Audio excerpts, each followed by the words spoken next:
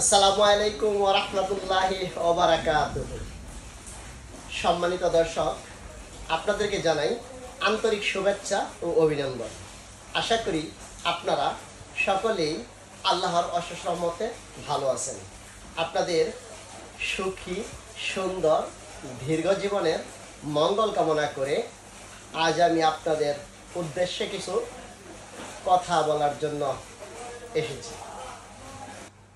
ভারত থেকে আকস্মিকভাবে পানি ছেড়ে দেওয়ার কারণে বাংলাদেশের 14-15টি জেলার প্রায় 40-50 লক্ষ মানুষ আজ ক্ষতিগ্রস্ত।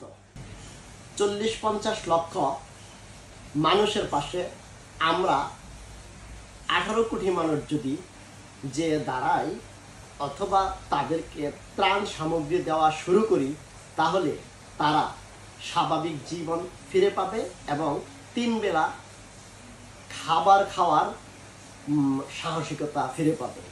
তাদের মনোবল আরও শক্তিশালী হবে।